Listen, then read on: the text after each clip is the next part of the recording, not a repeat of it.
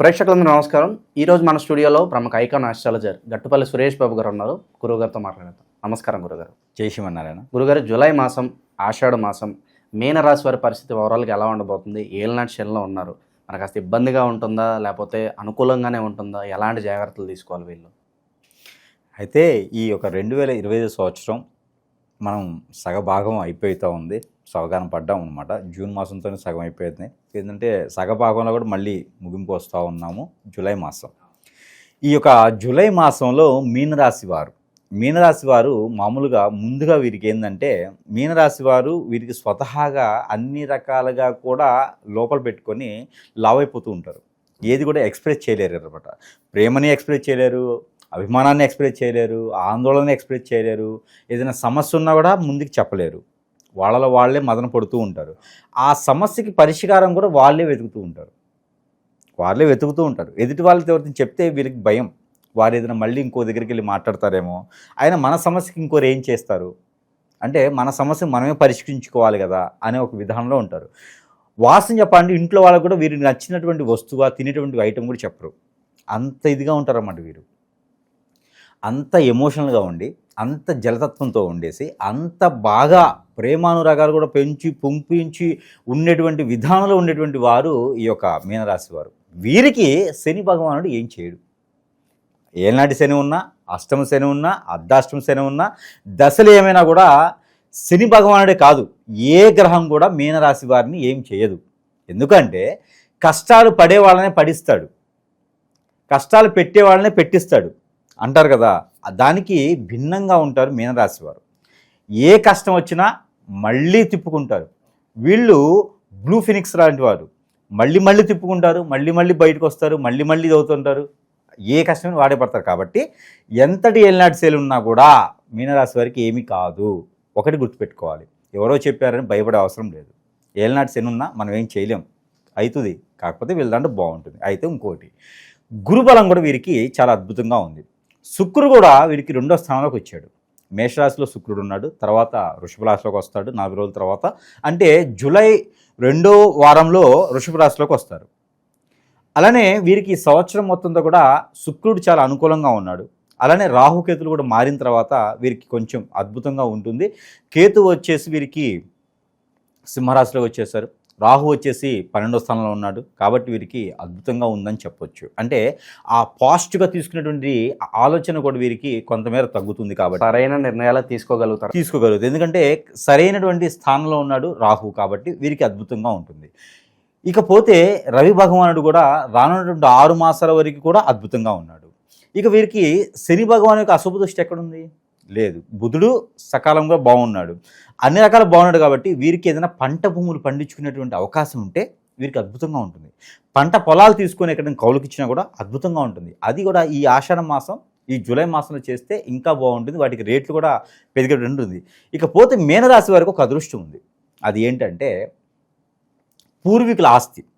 అలానే ఎక్కడో వీళ్ళు ఒక స్థలం కొంటారు, ఎప్పుడో కొనుంటారు. ఆ స్థలంలో తెలియకుండానే మైనింగ్, నిధులు, నిక్షేపాలు అలాంటివి వచ్చేటువంటిది ఉంది. వీరికి ఏదన్నా కళలు, ఏదో పాములు కల్లోకి రావటం, ఎవరో చంపేసినట్టు కల్లోకి రావటం, ఎవరి నుంచో జాగ్రత్తగా ఉండాలి అని కల్లోకి రావటం, ఇలాంటి ఎవరికైనా మీనరాశి వారికి ఉంది అంటే ఖచ్చితంగా వారికి ఉన్నటువంటి స్థలంలో ఏదో ఉంటుంది అని గజ్జల సౌండ్లు వినిపించడం, నాకేదో దొరుకుతుంది, కాన్ఫిడెన్స్, నాకేదో జరగబోతుంది, కాన్ఫిడెన్స్, నేను ఈ స్థానం కాదు, నేను ఎక్కడో ఏదో స్థానంలో ఉండాలి, ఇలాంటి కళలు వచ్చిన వాళ్ళు ఎవరైనా ఉంటే కనుక వారికి ఈ ఆషాఢ మాసంలో ప్రయత్నం చేసుకోవచ్చు. ఏదైనా అమ్మవారి కల్లోకి రావటం, ఏదైనా మొక్కుబడులు ఉంటే కల్లోకి రావటం, ఇలాంటి కళలు ఏమన్నా మీనరాశి వారికి వచ్చి ఉంటే, ఎందుకు కళల గురించి చెప్తున్నా అంటే మీనరాశి వారికి కళలు అనేది వచ్చేటువంటి ఉన్నది. ఎందుకంటే గ్రహస్థితి అలా ఉంది కాబట్టి కళలు అనేది వస్తాయి మీనరాశి వారికి. అందుకని నేను కళల గురించి, వారికి ఆ కళలు నిజమయ్యే దాని గురించి మార్గం చెప్తున్నాను. అలాంటి ఏమైనా వస్తే వారికి ఖచ్చితంగా వారు ఉన్నటువంటి స్థలాల్లో, వారు కొన్నటువంటి స్థలాల్లో ఎక్కడైనా గురువు దగ్గర చూపించుకుంటే తెలుస్తుంది. మరి వీరు పోయి తోమకూడదు అలాగా. అయితే వీరికి నిధి నిక్షేపాలు, మైనింగ్ లాంటి పడేటువంటి ఆలోచన, ఆ రేటు పెరిగేదానికి ఆలోచన అయితే ఖచ్చితంగా వీరికి ఉండదు. కాబట్టి అలాంటి ప్రయత్నం చేసుకోవచ్చు. ఇకపోతే రియల్ ఎస్టేట్ రంగంలో కూడా బాగుంటుంది ఈ యొక్క మాసంలో వీరికి. ఎవరికి? మీనరాశి వారికి. ఇకపోతే రాజకీయ రంగం, సినీ రంగం వారికి అయితే కొంతమేర మిశ్రమ ఫలితాలని చెప్పొచ్చు. క్యాడర్ ఎలా అయితే ఉందో అలానే ఉంటుంది. ఆఫర్లు అయితే వీరికి సినిమా రంగంలో ఉన్న వారికి అయితే ఆఫర్స్ వీరికి 15వ తారీఖు తర్వాత అద్భుతంగా వస్తాయి. ఇక్కడ మనకి వీరికి రవి భగవానుడు మారాలి. రవి భగవానుడు మనకి 15వ తారీఖు మారుతాడు. జూలై 15 రవి భగవాన్ మారిన తర్వాత వీరికి సినిమాల రంగంలో ఉన్న వారికి ఆ ఆఫర్స్ అవకాశాలు అయితే మెండుగా వస్తాయి. ఒకేసారి 4-5 ఆఫర్లు కూడా వీరికి వచ్చేటువంటి అవకాశం కూడా కనిపిస్తుంది. అయితే వీరికి ఓవరాల్గా చూసుకున్నప్పుడు ఆర్థిక సమస్యలు మేజర్గా మీనరాశి వారికి ఆర్థిక సమస్యలు కోట్ల రూపాయలు ఉంటాయి. వీళ్ళ పేరు మీద అన్నీ ఉంటాయి. బ్యాంకులో అకౌంట్లు ఉంటాయి, జేబీలో ఏమి ఉండవు. మీనరాశి వారి పరిస్థితి ఎలా ఉంటుందంటే ఆలోచిస్తూ పోతే అరే ఆడికేరా బాబు కోట్లు ఉన్నాయి అంటారు, కాకపోతే జేబులో తినడానికి ఉండదు. అంటే వీళ్ళ పరిస్థితి అలా ఉంటుంది. ఎక్కడ సెటరేట్ చేస్తారు. వీరికి భయం, దగ్గర పెట్టుకోరు. ఉంటాయి బంగారం 7 వారాలు కాదు 8 వారాల నగలు ఉంటాయి, కానీ పెట్టుకోలేరు. డబ్బులు ఉంటాయి 7 తరాలు తన్నా కూడా తరగనటువంటి ఆస్తులు ఉంటాయి, ఎక్కడెక్కడో ఉంటాయి. అవన్నీ వాటి వల్ల ఈరోజు తెలియలేరు అనమాట. అంటే వీరికి వీరే స్వతహాగా కష్టపడితేనే ఈరోజు తినగలుగుతారు. అది మీనరాశి వారి పరిస్థితి. కోట్ల రూపాయలు ఉన్నా, వారికి ఎన్ని రకాల పదవులు ఉన్నా, రోజుకి 50 లక్షల రూపాయలు సంపాదించినా కూడా వారి స్వతహాగా వండుకొని వారు తినాల్సిందే. వారికి పెట్టేవారు కానీ చేసేవారు కానీ ఎవరిని అడగలేని పరిస్థితి. ఇది ఈ మాసంలో పరిస్థితి వీరిది. అదొకటైతే గమనించుకోవాలి. ఎట్లా ఉండిద్ది భావన అంటే అందరూ ఉన్నా ఎవరు లేనటువంటి ఒంటరి అనేటువంటి భావన వీరికి కలుగుతుంది. ఎవరు ఉన్నా కూడా మన అనిపించదు. ఈ మీనరాశి వారు అందరికీ శుభనిశక్తులే ఉంటారు, శుభపరుతులుగా ఉంటారు. కానీ మీనరాశి వారికి మాత్రం అందరూ పక్కగానే ఉంటారు. ఎవరో వాళ్ళని బయట వాళ్ళు ఉన్నట్టే ఉంటారనమాట. అది ఈ యొక్క ఆషాఢ మాసంలో వీరు దాన్ని సవిచూస్తారనమాట. అలాంటి అనుభవాలు కూడా వీరికి ఈ యొక్క ఆషాఢ మాసం జూలై మాసంలో సవిచూసేదానికి కనిపిస్తుంది. ఇకపోతే వీరికి ఇంకొక అద్భుతమైన అవకాశం ఉంది ఈ ఆషాఢ మాసంలో. ఆషాఢ మాసంలో వీరు కనుక పూజా సామాగ్రి షాపులు కానీ, ఏదైనా దేవుని మందిరాలు కానీ, అనాథాశ్రమాల ట్రస్టులు లాంటివి కానీ నిర్మించడం ద్వారా దాని ద్వారా వనరులు సృష్టించుకుపడేటువంటి అవకాశం వీరికి మెండుగా కనిపిస్తూ ఉంది. ట్రస్టులు, అనాథాశ్రమాలు, వృద్ధాశ్రమాలు ఇలాంటివి వీరు స్థాపిస్తే దానికి తగ్గట్టుగా తొలి అడుగు అనేది ఈ మాసంలో వేయడం ద్వారా విదేశీ ప్రయత్నం ఇప్పుడైతే అవ్వదు, ప్రయత్నం మాత్రం 22వ తారీఖు తర్వాత వీరు చేయొచ్చు. మీనరాశి వారు 22వ తారీఖు తర్వాత ప్రయత్నం చేస్తే రానున్నటువంటి ఆగస్టు, సెప్టెంబర్, నవంబర్ లోపు వీరు విదేశాలకు వెళ్ళేటువంటి ఆలోచన ప్రయత్నం ఫలిస్తుంది, సుపరిచితమవుతుంది అన్నమాట. అలానే పిల్లలు చదువుకునేవారు ఉంటే విదేశాల్లో సీట్ రావడానికి ఈ మాసం అయితే కొంతమేర కనిపించట్లేదు. రానున్నటువంటి ఆగస్టు 15వ తారీఖు తర్వాత వారు ప్రయత్నం చేయొచ్చు. అంటే ఈ యొక్క రవి భగవానుడు ఎవరైతే ఉన్నారో మళ్ళీ కూడా మారాలి, అప్పుడు వారికి విదేశీ ప్రయత్నం ఫలిస్తుంది. అందుకని ఆగస్టు 15 తర్వాత వారు ప్రయత్నాలు చేసుకోవచ్చు. ఇకపోతే వీరు విదేశానికి ఇక్కడికి ఉన్నటువంటి ఏదైనా ఎక్స్పోర్ట్ ఇంపోర్ట్ బిజినెసెస్ ఉంటాయి, అలాంటి బిజినెస్లు వీరికి చాలా బాగుంటుంది. మార్కెటింగ్ రంగాలు, బ్యాంకింగ్ సెక్టారు ఇలాంటి వాటిల్లో వీరికి అద్భుతంగా ఉండేటువంటి రంగాలు ఇవి వీరికి కలిసి వస్తుంది. దినదిన అభివృద్ధి అవుతుంది వీరికి రంగాలు. కాబట్టి అలాంటి రంగాల్లో జాబులు వచ్చినా వీరు స్వతహాగా నిర్మించాలన్నా, ఇండస్ట్రీలు పెట్టాలన్నా కూడా అలాంటి రంగాల వారికి అద్భుతంగా ఉంటుంది. ఇకపోతే ఐస్ క్రీమ్లు, కూల్ డ్రింక్స్ ఇలాంటి షాప్స్ కూడా వీరికి చాలా అద్భుతంగా ఉంటాయి.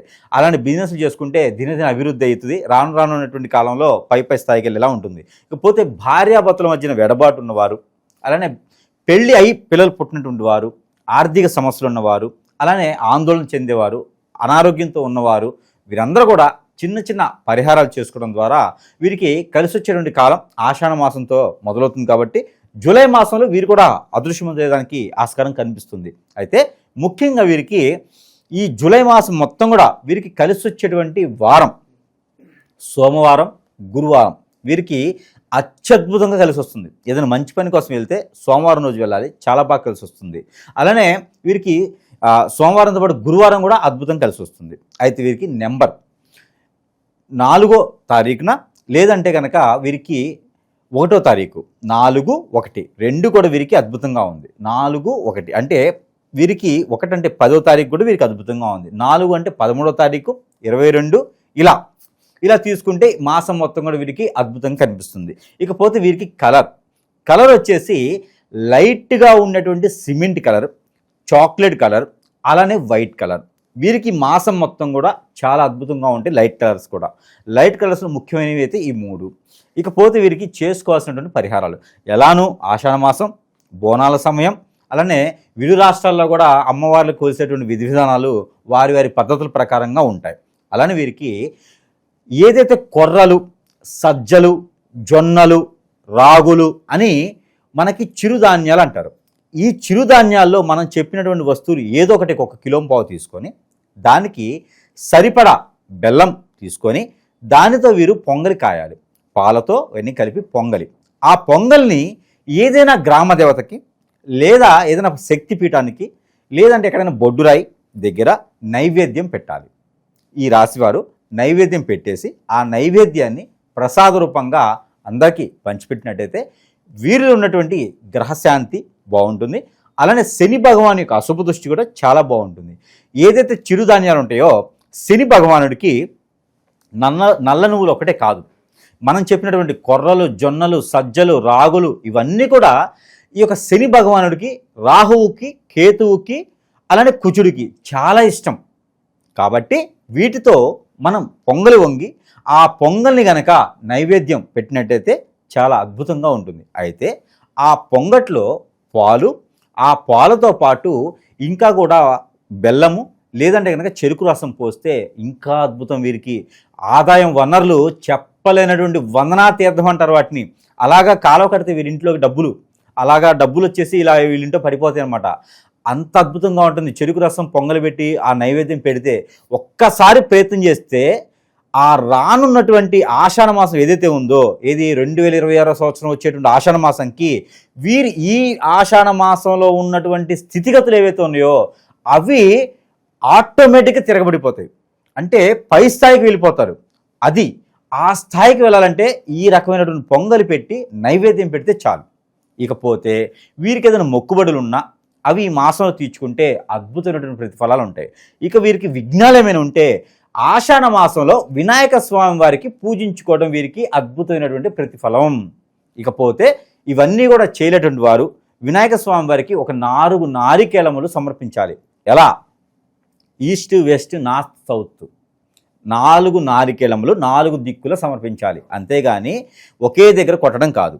ఆ తర్వాత చిప్పలు ఇంటికి తీసుకెళ్ళకూడదు. చట్నీ చేసుకుంటానండి, మా అమ్మాయి తింది, మా అబ్బాయి తింటాను వేసుకెళ్ళకూడదు. అయితే ఆ 4 నారికేళములు సమర్పించి అలా వదిలేయాలి చిప్పలు. అలా వదిలేయడం ద్వారా వీరికి అద్భుతమైనటువంటి ప్రతిఫలం కనిపిస్తుంది.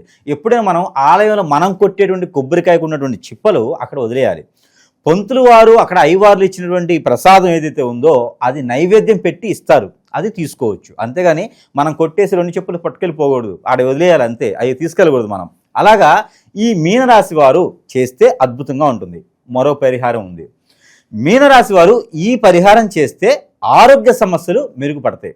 ఆ పరిహారం ఏంటంటే మనకి కొబ్బరి బోండాలు దొరుకుతాయి, కాయలు కాకుండా బోండాలు. ఈ కొబ్బరి బోండాలు ఒక 4 బోండాలు తీసుకొని అందులో వచ్చేటువంటి నీటితో మనము శివాలయంలో ఒక సోమవారం రోజున, నెల మొత్తం ఒక్క సోమవారం రోజున అభిషేకం చేయాలి. ఆ అభిషేకం చేసేటప్పుడు అందులో ఇది మనకి కుంకుమ పువ్వు, పన్నీరు ఇవి మర్చిపోకుండా అందులో వేసి ద్రాక్ష రసము, దానిమ్మ రసం కూడా కలిపితే ఆ నీటిలో ఇక వారికి అసలు ఇంక ఏ రెమెడీ అవసరం సంవత్సరం వరకు ఇది చేస్తే చాలు. వారు ఇది చేస్తే అద్భుతంగా ఉంటుంది మీనరాశి వారికి. ఇంకెక్కడ శని భగవానుడికి అశుభ దృష్టే ఉన్నది. వీరికి అన్ని రకాల కలిసి వస్తుంది కాబట్టి అన్ని రకాల విఘ్నాలు తొలగిపోతాయి కాబట్టి ఖచ్చితంగా ఇది అవుతుంది.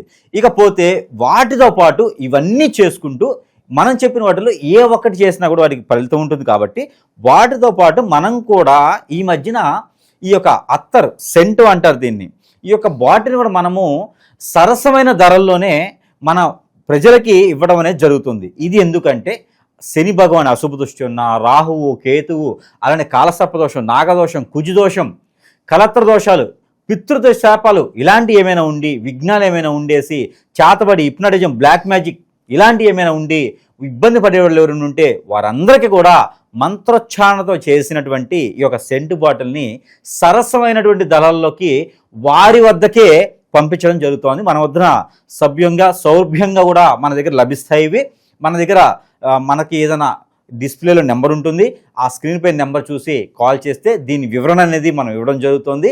వారికి ఉన్నటువంటి సమస్యను బట్టి మనం వారి పేరు మీద మంత్రం చేసి ఈ యొక్క బాటిల్ని వారికి వద్దకే చేర్చడం అనేది జరుగుతుంది. కాబట్టి ఈ యొక్క సౌలభ్యం కూడా వారు నిర్వర్తించుకుంటే చాలా మంచి జరుగుతుంది. ప్రతి రాశి వారు కూడా ఇది యూజ్ చేసుకోవచ్చు. కాకపోతే వారి వారి యొక్క సమస్య, వారి పేరు, నక్షత్రము, వారి యొక్క ఏది ఉందో సమస్యని చెప్తే దాన్ని బట్టి మంత్రోచ్చారణ ఉంటుంది. అది చేసుకుని వారు వాడటం ద్వారా వారికి అన్ని రకాల సౌలభ్యాలు అయితే ఖచ్చితంగా లభిస్తాయని నేను చెప్తా ఉన్నా.